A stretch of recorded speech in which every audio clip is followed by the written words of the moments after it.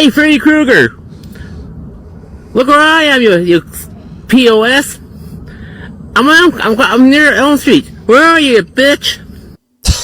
Oh, it's the Can't Get Any Worse podcast on blast, giving you the real talk, no holding back. Can't get any worse, we'll make you see. There's always a silver lining. We'll set you free, so join the movement. Let's change the game with the Can't Get Any Worse podcast.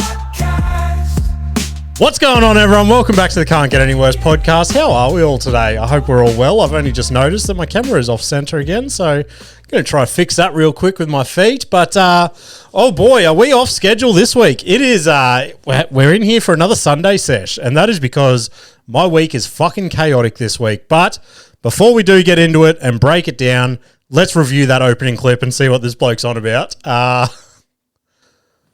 Hey, Freddie Kruger. Look where I am, you POS. I'm near Elm Street. Where are you bitch? The bloke's just on some random Elm Street he's found in a fucking fedora, calling out one of the biggest fucking movie villains. No, what are they called? Movie, like horror movie monsters? How am I blanking on that? But yeah, bold strategy from that bloke, just thinking that a fedora is like Freddie Kruger's kryptonite. If it was that easy, I'd just go to like City Beach, buy a fedora and wear that to bed and be gone, beast. You know what I mean? But fuck me, what a character. And I appreciate. I've had a few messages saying that they like the opening clips and they like the turns out it can get worse clips all scattered throughout the episodes. And I have to put my hand up. I prefer it as well. It gives me a little bit of a break, lets my brain reset, and yeah. So thank you to everyone that has reached out and said that they're digging the new formats, they're digging the new little things that I'm playing with and stuff like that. But as I said, chaotic week this week, and that is why I'm in here on a Sunday. I didn't realize it was this fucking busy until I started rattling it off yesterday. So here's a little snapshot just for you guys to encapsulate what I've got going on. So it all kicked off yesterday, Saturday. I had 2 podcasts on the Sunshine Coast, supposed to be 3, but one of them pulled out. One of them was a Can't Get Any Worse episode, guest episode with Retro Rugby League. So he's a fucking legend of a bloke. If you don't know who he is, he's the bloke all over TikTok and Instagram, collects like footy jerseys and buys and sells them and things like that. So sat down, had a good chat with him in a what's it called, like a thrift shop or something up there, or like a collectibles store. So it was a pretty cool backdrop and shit like that. He had his jerseys on a table in front of us and some of his merch and shit, jerseys behind us. So I was pretty happy with how that episode came out. That will be dropping Thursday. I did fuck up again. Oh god, we got to the end of the episode and I wrapped it up. I'm like, thanks for coming, blah blah blah. Stopped recording and he looks at me. He goes, "Oh, we didn't do my Can't Get Any Worse story." And I'm like, "Fuck, lucky you're onto it." I'm like, "Why didn't you bring it up on the episode?" He's like, "Oh, I didn't want to like mess with your rhythm. I thought it was maybe like a worst case scenario. If the conversation like crashes, you can just pull that out." And I was like, "Fuck it." I'm like, "You want to turn the camera back on and we'll quickly record that." So when it does drop on Thursday, and I say, "Thanks for listening, guys. See you later." Just keep listening because there will be another sort of 6-minute clip after that of his Can't Get Any Worse story. So yeah, just reiterate again, legend of a bloke.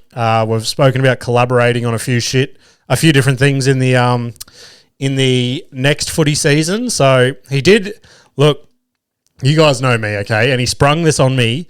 Was it the day of, or it was either the day before? I don't remember, but he sprung this on me.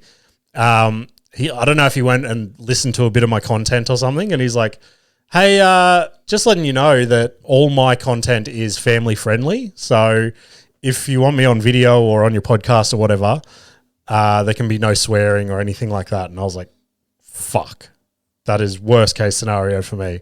But yeah, like usually I would have been like, "Oh, it was fucking my content, blah blah blah." But I kind of did like the challenge for myself and.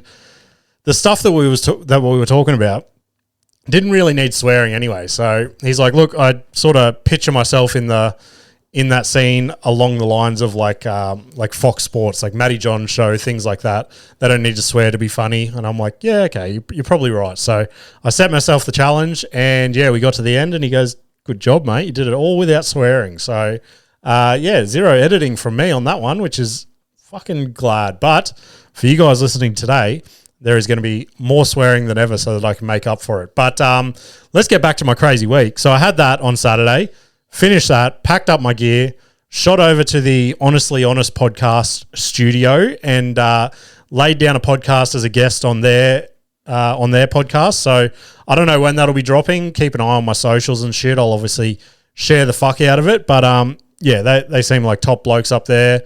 And it was just literally, it was my type of podcast. It was just, the ADHD was running rampant in that room. And yeah, the three of us were just bouncing off each other, and they were asking me weird and fucking wonderful questions that they're the type of questions you can't prepare for. Like, I think one of the questions was, would you rather get one of your hands bitten off by a crocodile or get hit in the dick with the claw end of a hammer?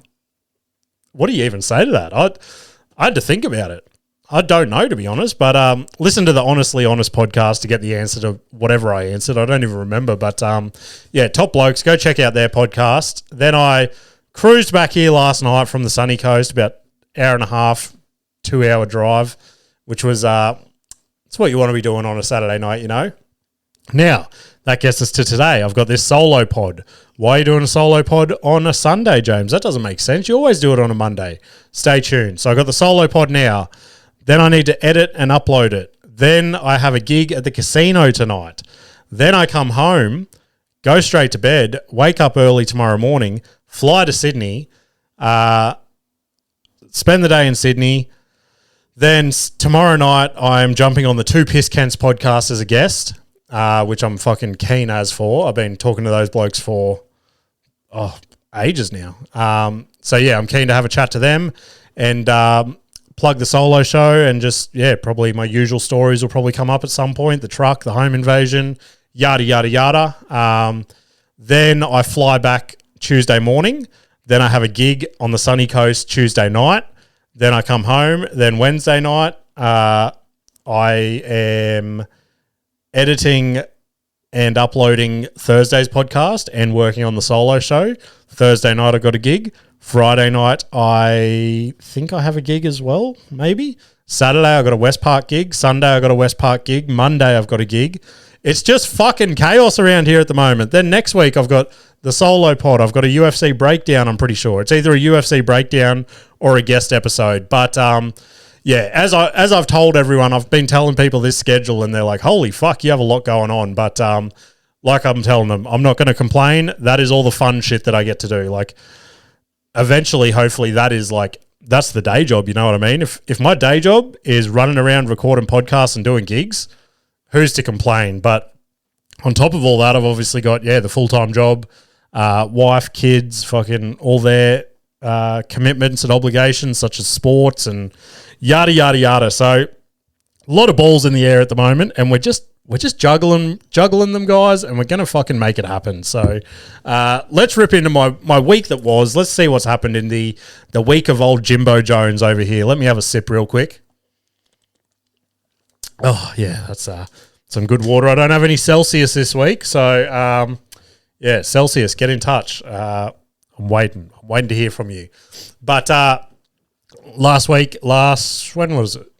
I don't know. One day I was home from work and getting the kids ready. Oh, no, it was for fucking boxing training. That's right. Wesley was getting ready for boxing training, and he goes, oh, can you put my shoes on? And I was like, no, you can put them on. He's like, oh, please. And just starts the like Suki wear shit. And I was like, oh, fine. If it's going to get us out of the door quicker, let's do it. So I get down and I start putting his shoes on, and all of a sudden, like, I got this flashback to when I was a kid, because Westy did the exact same thing. I put his shoes on and I go, do you want me to do the laces? He goes, no, I can do the laces. So I watch him, and I don't know what it is. When you're a kid, you just think, unless you squeeze the fuck out of your laces, the shoes are going to come flying off or something. You know what I mean? Like, the tighter you can do your shoelaces when you're a kid, the faster you must be able to run or something. I don't know what you think when you're a kid, but yeah, he was squeezing these bad boys to the point where like I thought he was going to like cut off circulation, like it was a badge of honor or something. And like me these days, I tie my shoelaces so delicately. Like I tie my shoelaces like I'm tucking in a cute little baby, just loose and delicate. Like yeah, the main reason for that, okay, I don't want to cut off circulation. I have sensitive feet. I'm sure most adults out there probably have sensitive feet. And the other thing, I don't want to snap my shoelaces. I cannot afford new shoelaces in this current climate, okay? The cost of living is outrageous. Has anyone seen the prices of shoelaces within the last 6 months? Through the roof, guys, through the roof. Everyone's talking about milk and bread. The price of shoelaces, that's where it's fucking at. But what a story to kick off on. What a fucking yarn. That was yarn of the decade. I reckon at the end of the year when I put together like stories of the year or something, that one's going to be fucking up there. So I don't know what that message was that was just came through, but let's have a sip and let's keep going through these. I fucking spoke the other week about handing in that bloke's mail and how things have changed over the years, and back in the day I might have got a reward or something like that.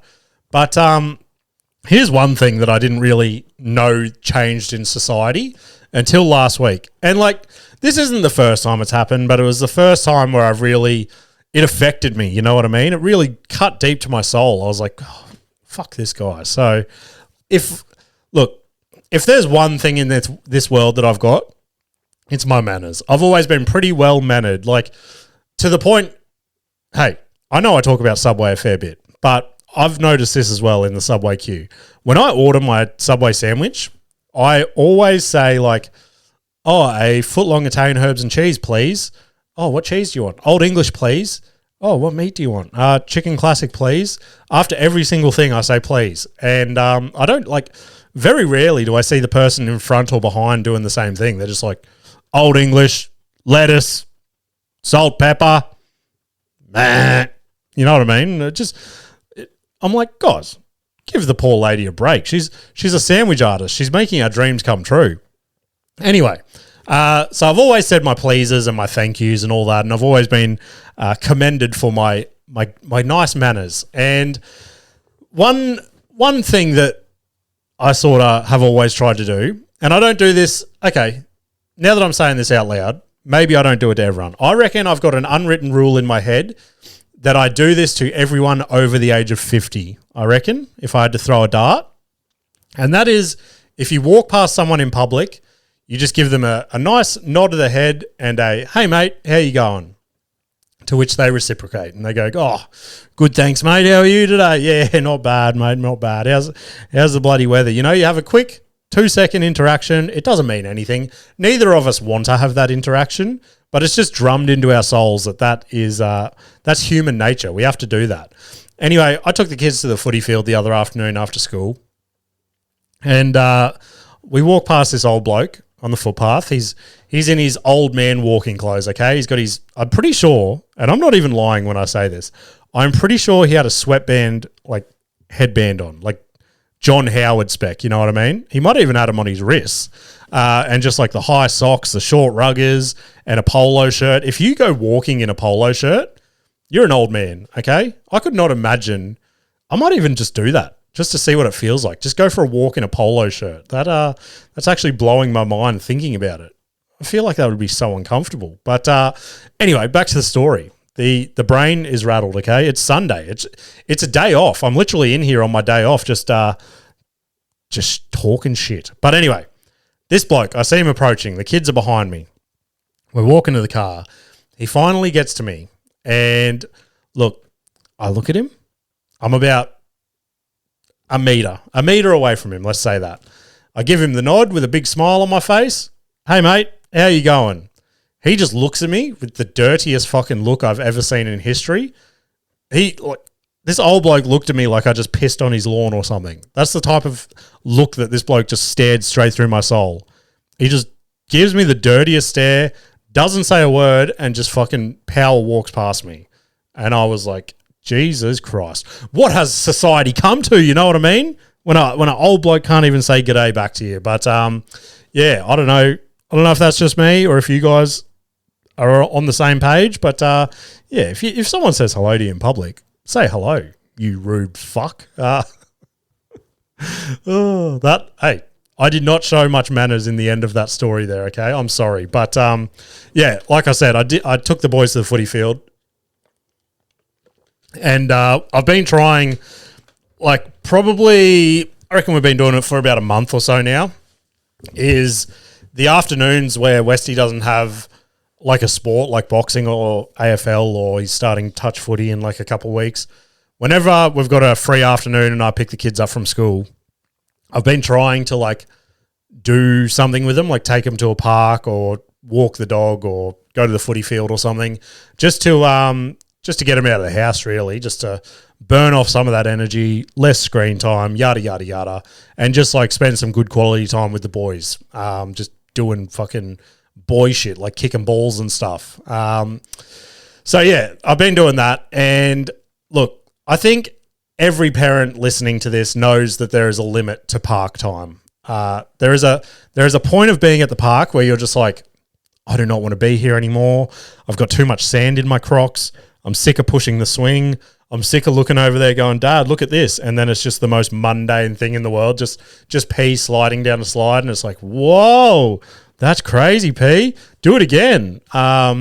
And look, don't get me wrong. It's fucking, like, I'm gonna be in this seat in 20 years going, oh God, I wish I could watch Parker go down the little slide again. Those were the fucking days. You know what I mean? So don't get me wrong. I am soaking it up and I'm pumping this up for the story a little bit just to give you guys some listening pleasure. But yeah, there is a limit. There's a limit. And I tell the boys last week, I usually try to give them like a 5 to 10 minute warning. So I give them the 5-minute warning. I go, boys, 5 more minutes, we're going to go. And they both look at me, laugh, and they're like, nah, we're going to stay longer. And I'm like, nah. I'm the parent. I said 5 minutes. And they go, nah. And I'm like, well, I don't know if any parents have pulled this one out. I go, well, we can go now then, if you want to be like that. To which they didn't fucking bite. So I've taken a breath, and I just want to preface this. This is not good parenting. When I did this, I was like, James, what are you fucking doing? This is not good parenting. So, any parents listening, do not fucking try this. So they're being smart asses, and I go, all right, let's go. And they go, no, and giggle. And I go, oh, well, that's a shame because it's almost 5 o'clock. And they're like, so what does that mean? And I'm like, oh, it's just this particular park. 5 o'clock is when the no-name knife wielders come out of the bushes, and no one really knows what they do, but that's the name of their gang, the no-name knife wielders. Oh, God. And safe to say, we were back to the car within a matter of seconds. The boys were like, oh, Wesley looked at Parker. He's like, yeah, what do you reckon, Pete? It probably is about time to go home, eh? We can just play in the backyard when we get home. So, I do feel bad, sure, but do I now have a good end of the park method to get the kids in the car every single time? Yes, I do. The knife-wielding fucking, what did I call them? The no-name knife wielders are coming to get you. Random add-on fact to that story. I've been wanting to talk about this for weeks, and I didn't know where to add it. And then when I wrote down the knife part in that, I'm like, oh, finally, I can tack it onto here. But Nikita went out a couple of weeks ago, and she goes, oh, I bought some new knives. Like, we've had the same knife block. Like, your block of knives, and you got like 7 different knives in there or something.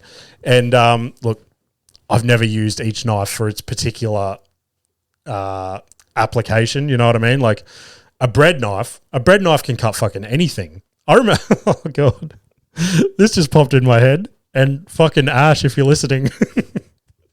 Oh God, when I was a stupid fucking apprentice, I got sucked into this knife. I was walking through a shopping center, and this bloke goes, this knife can cut through anything. And I'm like, no, it can't. And he goes, it can even cut through a hammer. And he pulls out this hammer and cuts through this hammer with like what looked like a bread knife. And I'm like, I need one of those knives. So I paid like $50 for this knife, okay? Took it to work the next day. Everyone's ripping on me. They're like, you're a fucking idiot. You got sucked in. And I'm like, who wants to lose their hammer? Somebody give me their hammer.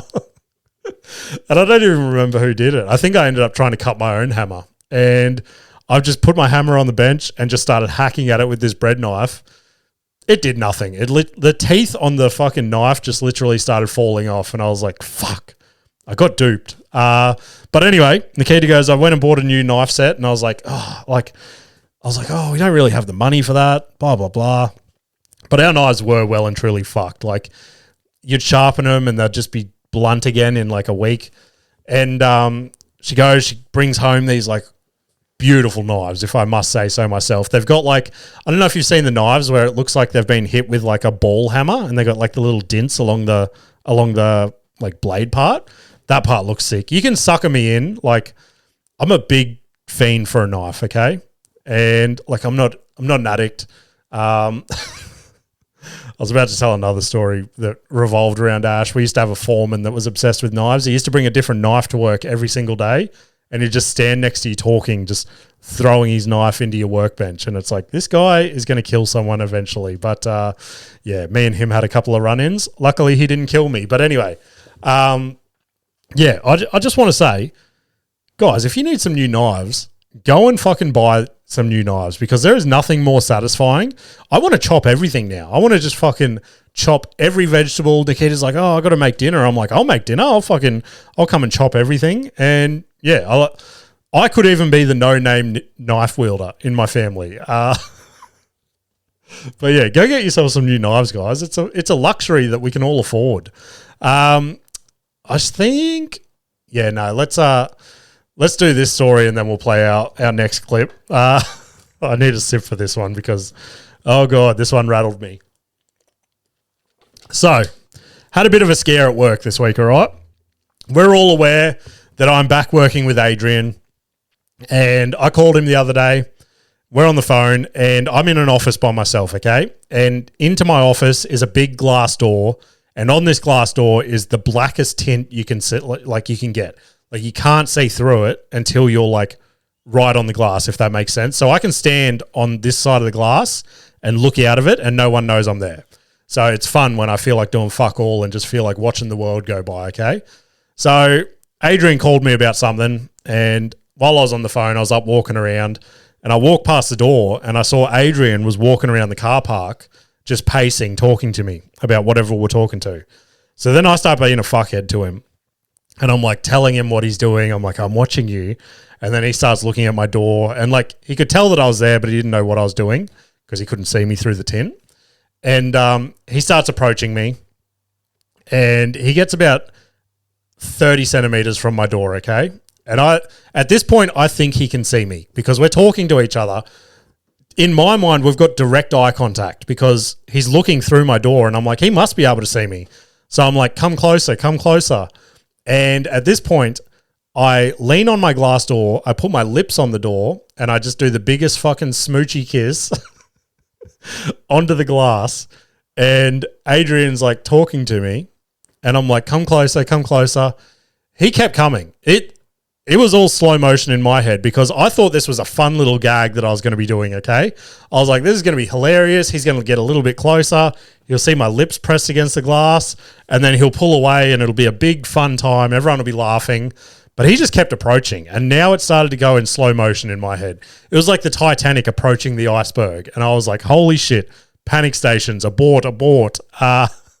He got about 10 centimeters, maybe even less, to my face, with me actively kissing him through this glass, and I bitched it. I bailed. I ripped my face away from the glass quicker than you guys could ever imagine.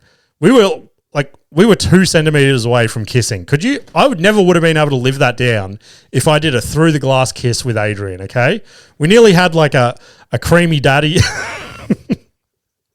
We almost had a creamy daddy window kiss. Holy fuck. That would have been a HR nightmare. Imagine if our boss walked in and he's like, guys, we've got to sit down and fill out a form for this. Like, there is no coming back from that. So, yeah, Adrian found it pretty funny. He was like, I wish that fucking happened. But, yeah, that's been my awkward creamy daddy window kiss, I think I said.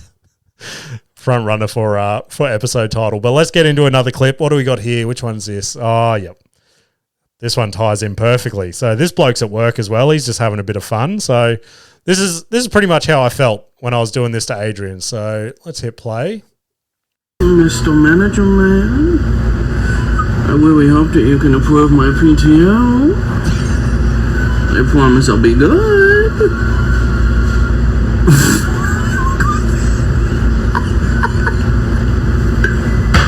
Mr. Manager Man. Holy fuck. Just laying on his belly, just doing baby talk to his fucking manager. That is crazy. But hey, if that's the way you get a promotion, I would have been like regional manager of Macca's by 14 if you've just got to do that. Oh God. I've got to send Adrian that clip. That is going to kill him inside just to see that. But that is the type of shit that I've been doing to him lately. So in my eyes, that guy is my fucking hero. So shout out to that guy. I hope he got his promotion or whatever he was angling for. Take another little sip. Oh yeah, we're pumping back the waters today, guys. So my youngest son Parker is cruising around like he's just joined a cartel or something, and now Westy's joined the club as well. But this story is mainly about Parker. So for the last probably 2 to 3 weeks, he's been coming home and he's like, "Mum and Dad, I want to get a necklace with a cross on it." And I was like, "Oh, okay." Don't get me wrong, I always wanted one as well. If you go to a private school, the only jewelry boys can wear is a gold chain with a small little cross on it. And when I went to school, all the coolest kids had one, okay? But every time I'd ask my parents for one, they'd be like, and I quote, this is a direct quote from my parents, okay? So don't fucking come at me. "That's gay." And I would go, okay. I don't think the cool guys at school are gay. They seem to be raking in the pussy. They seem to be raking in that puss with their gold cross. In my brain, that was the only thing holding me back from female interactions. Like, oh, guys, if only I had a gold cross around my neck, I'd be beating these ladies off with a stick. I think we all know that is not the reality of things. But anyway, he's been angling for it for weeks, and I took him to the shops the other afternoon, and there's a shop in the middle of a shopping center. You know those little like stalls that set up and like phone cases and some are jewelry and stuff. So we walked past a jewelry one the other day, and straight away there was a rack of just the most gangster ghetto chains, like fake diamond chains with the biggest crosses on them you could ever imagine, like big crosses. Anyone watching on YouTube, I'm holding my hands up, and he was like, "Dad, I need one of those. That is the exact necklace I wanted." Like, these things were iced the fuck out. Like, it was like they were directly from a 50 Cent music video. Oh God, picture that. So he's like, "I want one of those," and I was like, "P, A, I don't think you can pull one of those off, and B, I don't think they're private school approved." You know what I mean? P's out here like looking like Slim Shady meets Hillsong. Oh God. But yeah, Nikita found this dainty little gold cross with a small little chain. So I'm not going to lie, P looks kind of cool with it. Westy's got it, and leaning towards my parents' beliefs. I don't know. That's a weird thing about jewelry, eh? Some people can pull off jewelry. Like, I'd be the same. I'd be in the same boat as Westy, I think.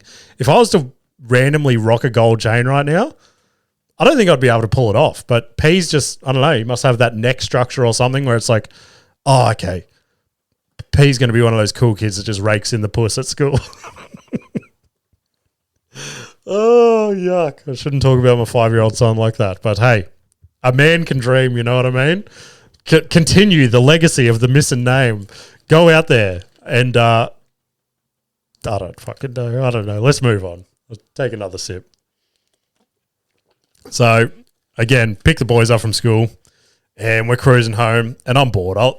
You guys know me. I fuck around more than anyone in the world. So, could you imagine being my wife or kids that just has to deal with this brain 24/7? So, I pick the kids up from school. We're in the car. We're listening to the radio or something. Got it cranked, singing along. I turn the radio down. I go, "Oh, boys, guess what? They named the world's strongest man today. The strongest man got crowned." And they're like, "Oh, okay." And I'm like, "Yeah, do you know who it is?" And they're like, "Nah." And I'm like, "It's me." And then I just rip the sickest double bicep flex. The sickest double bicep flex in front of them, right? And they just they give me nothing. They're giving me nothing back. Parker just looks at me and he goes, your muscles look fat. He goes, you got fat muscles, ha. And I was like, oh, God, so fucking deflating. It was like, it was miserable. I went from the highest of highs, thinking I was the world's strongest dad, to like the world's saddest dad in the matter of seconds, okay? I was like a protein-filled beanbag.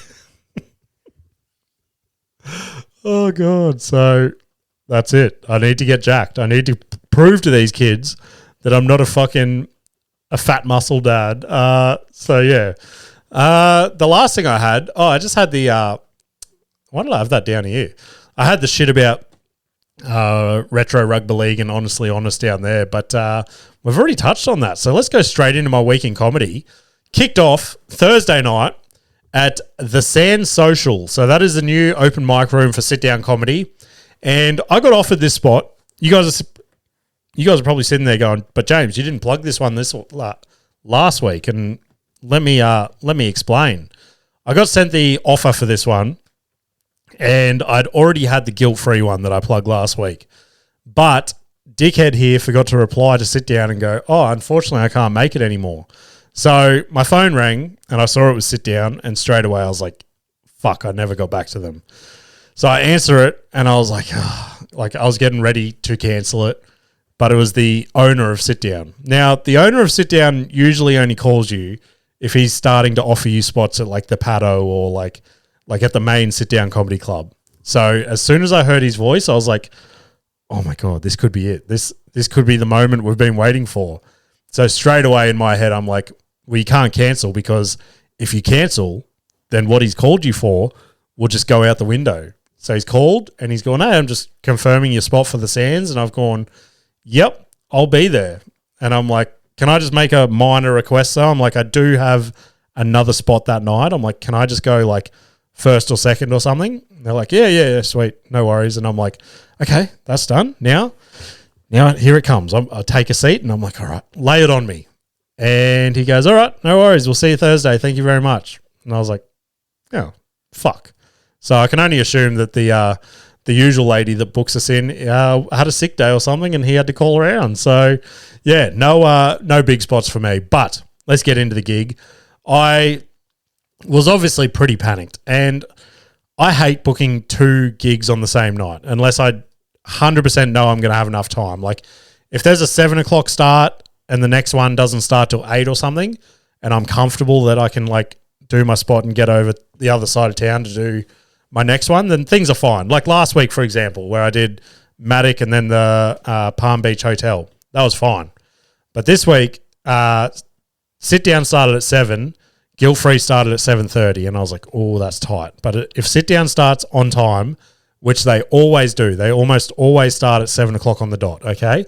Maybe 7:05 if we're still waiting for like the first couple acts. So I'm like, okay, I got heaps of time. We're kicking around, and it's a relatively small crowd at the start at about 10 to 7.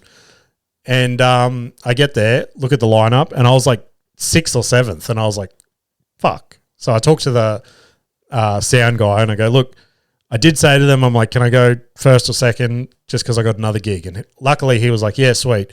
Just confirm with either one of those acts, they're happy to swap with you and we'll make it happen. So had a chat to them. One of them swapped with me, so shout out to them. And I was like, okay, things are stacking up. Everything's going to be A-okay. Now, the crowd started to funnel in at like 7 o'clock on the dot. So they made the call to push showtime back to 7:30, which obviously, red flag, my next gig starts at 7:30. And I knew the next gig wasn't really going to drag out because there was only 5 comedians on the lineup. So I was like, fuck. So I'm messaging them at the same time. I'm like trying to work out where both gigs are at.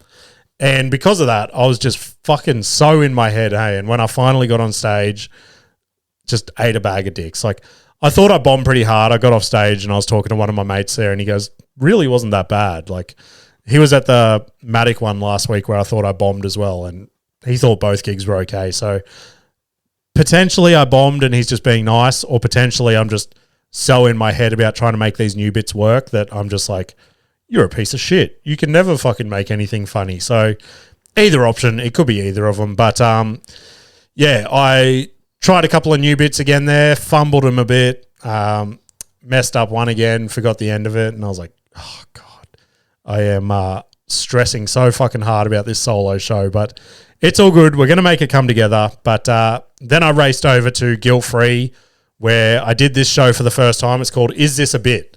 So basically what you do is you go there with a story, and there is literally no expectations or anything like that of it being a joke, okay? The crowd is there, and they're happy for you just to tell a story on stage, and if you if you get laughs, then bonus. If not, then everyone's just heard a cool story. So I was like, well, okay, this is perfect. I can tell the home invasion story. I've always wanted to tell it on stage, never really had the opportunity, and I've written a bit for it for the show. So I'm like, perfect. I can tell the story, and I can take the punchlines out of the joke that I've written and just mix the two together, if that makes sense. So, because the bit that I've written for the show is probably a bit shorter, but for this Guilt-Free show that I did, your story had to go for 5 to 7 minutes. So I was like, okay, well, I'll just tell the full story with the punchlines, and then whatever comes of it, comes of it.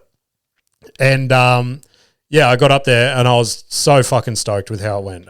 Like I said, it was the first time I told the story on stage.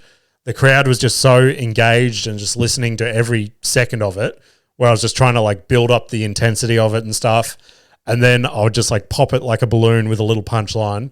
They'd piss their pants laughing, and I was like, fuck yes, this is going to be sick. So, which is, look, although I said I bombed the first gig, I only tried 2 shorter jokes in that one.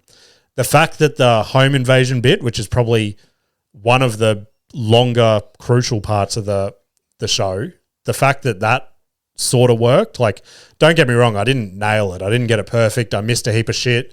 I like reworded a heap of stuff, so it wasn't exactly what I'm doing in the show. But the fact that just seeing the waves of building the tension and then releasing it with laughs, I was like, fuck yes, like, we're on to a winner with that one. So yeah, stoked with that one. I didn't win the night, but hey, here's a bit of cheesiness for you.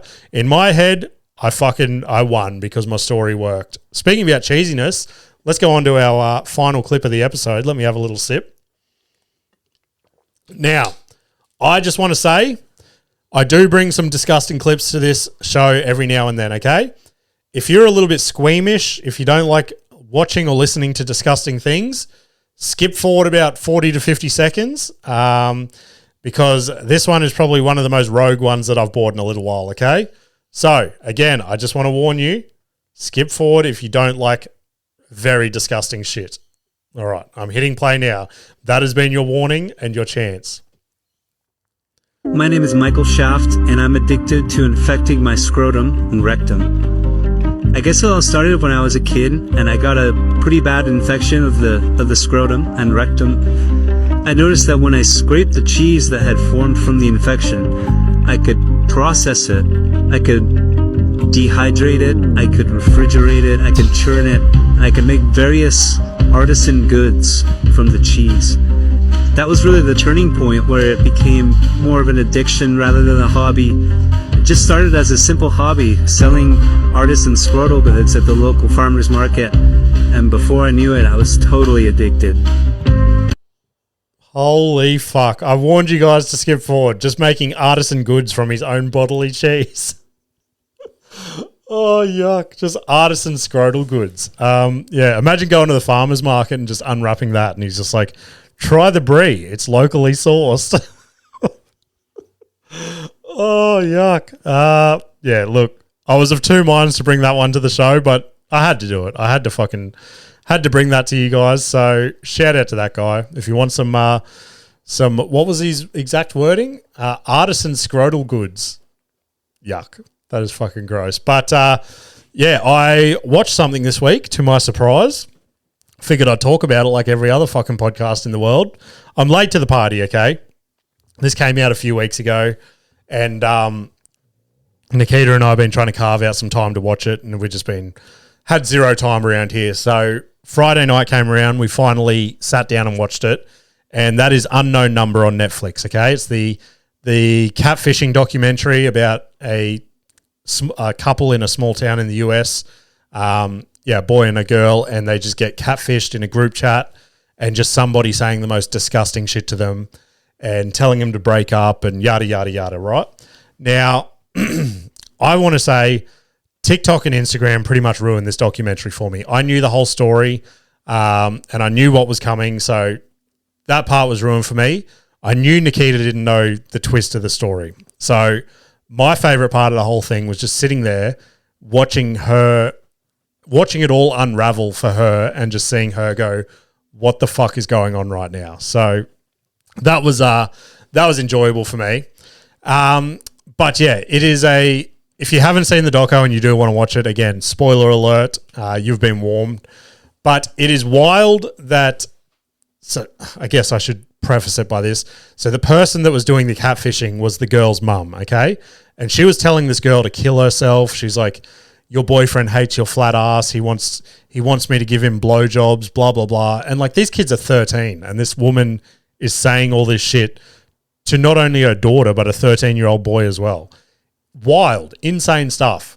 And the crazy thing is, throughout the whole documentary, well, about till halfway, the mum is in the documentary and she's talking as if she's like, it wasn't her. It's so weird that she's like looking in the camera and she's like, yes, I was working closely with the police and we were trying to track down who it was, and it was disgusting the way this person was talking to my daughter. I felt so sorry for her.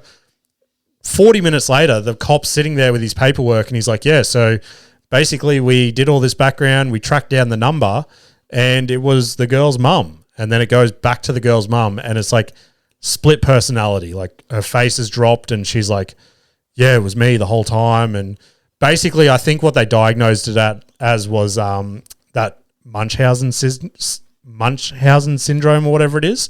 And the lady was just doing it so that her daughter would come closer to her or some shit like that. So wild, wild shit. If you haven't seen it, go check it out. It's not too bad, even if you do know the ending. So yeah, it's that's what I've consumed this week. Have a little sip. Ugh. Now, I probably should touch on this one before we get to the funny clip of the week, just because I don't want to end on such a dampener. And again, I've said 1,000 times on the podcast before that I stay out of politics and all that sort of shit. But I don't know. It'd be pretty fucked up if I didn't talk about it this week. I spoke about it a little bit on the Honestly Honest podcast last night, but I stayed out. Like, they talked about it a little bit and I stepped back a little bit. I obviously had my opinion on it, but yeah, I sort of stayed back from it all. But what I will say about the whole situation is, like, Charlie Kirk getting killed for his opinions, okay?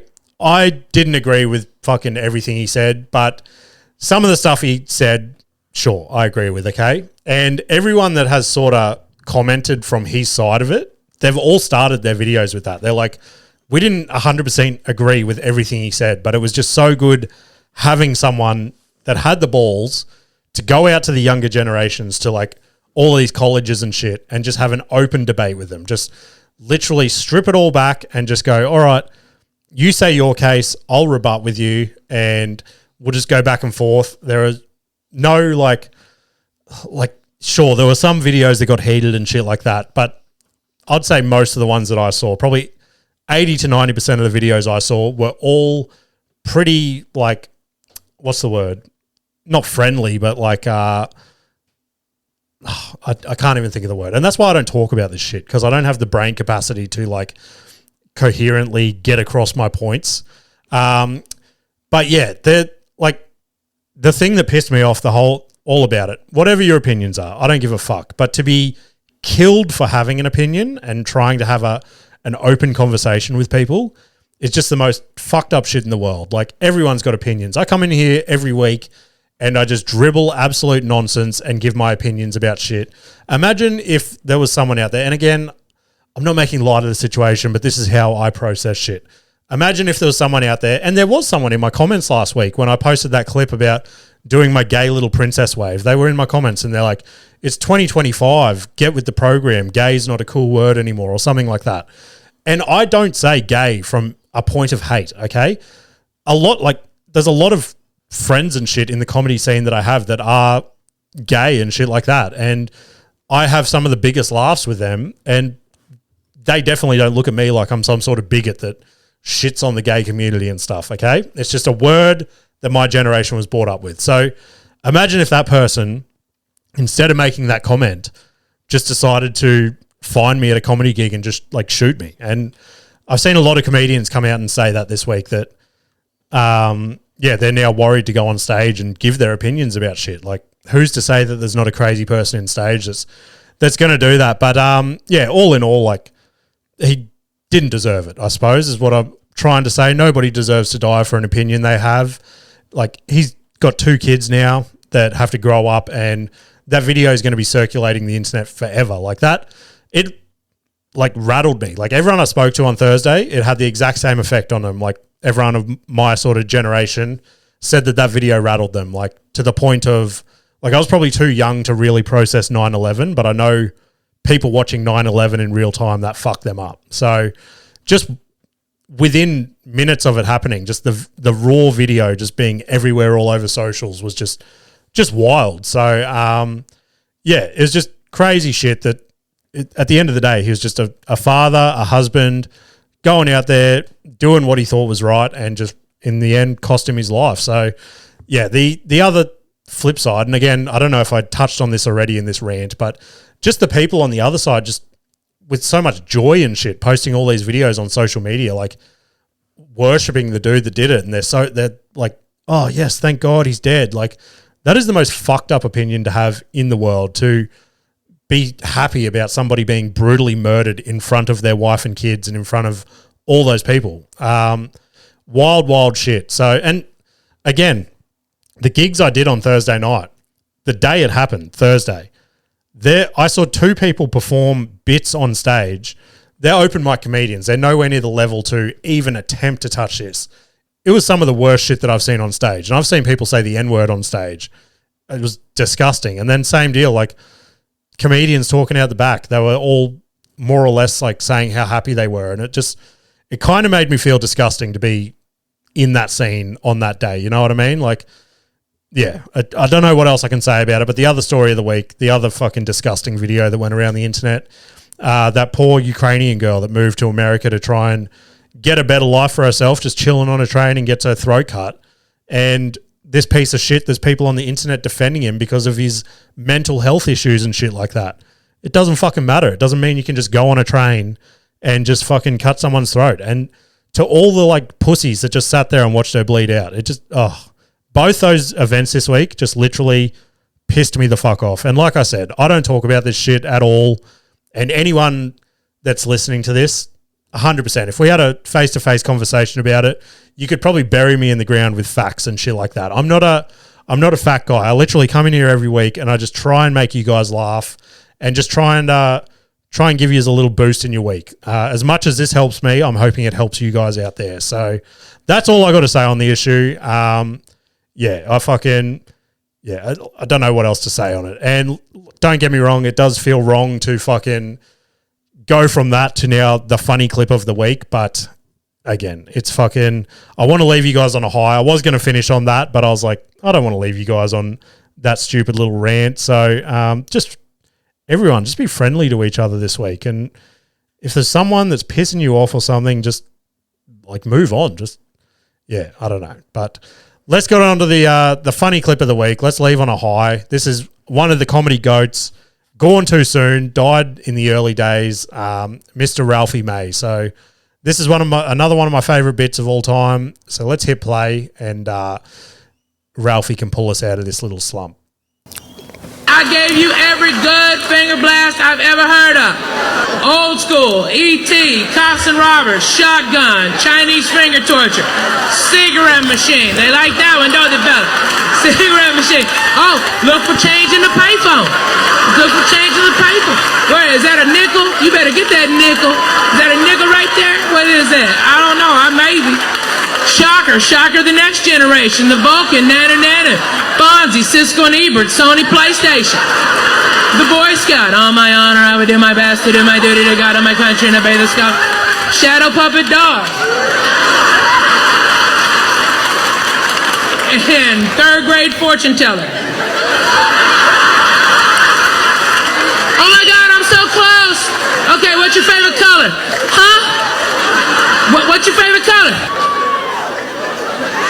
Lavender? Lavender.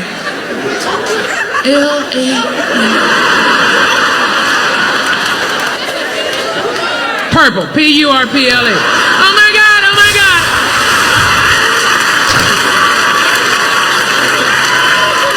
God. Ralphie May providing the goods there. And see what I mean, guys? Like, I already feel better after watching a bit of comedy after that fucking rant, and just bring joy to the world, everyone. Everyone try and make someone in your life laugh this week. But shit to plug this week. I've got Soul Bar Tuesday the 16th up in Maroochydore. I've got a Pray Surf down at Burleigh Thursday the 18th. I've got Sunny's at Margate Saturday the 20th. I have got Distillery Road Market Sunday the 21st. I've got the Newmarket Hotel Monday the 22nd. Oh my God, I just got so much anxiety reading all that out. Then the next West Park show, we have the Orion Hotel October 10th. I haven't actually checked ticket sales on that, so that one might even be sold out, but we'll see. And then the big one, guys, I need you guys to get behind this. Share it to your stories, share it to a friend, share it to fucking anyone. October 7th, we have my debut comedy show, Epiphany, at Good Chat Comedy Club. I checked ticket sales the end of last week, and I was actually surprised, but we have a long way to go. So I'm hoping after jumping on these pods this week, I'm also going to put a bit of paid marketing behind it this week. And I just want to fucking do everything in my power to try and sell that bad boy out. But come along, have a laugh that night. Watch me probably fucking bomb half these bits that I've tried to put together. But the more supportive faces and shit I can get in the crowd, the better. And other than that, guys, send submissions via DM on Instagram at CantGetAnyWorsePodcast or via email at cantgetanyworsepod@gmail.com. There was no calls this week, so hopefully we'll have some callers back next week if there's some time in the pipeline. But appreciate you guys listening. Go give us a 5-star rating on Apple and Spotify, and share it with a friend, guys. Let's keep this momentum going while we've got it behind us. So appreciate you all. Oh my God. Appreciate you all listening. Stay creamy, and I'll see you later.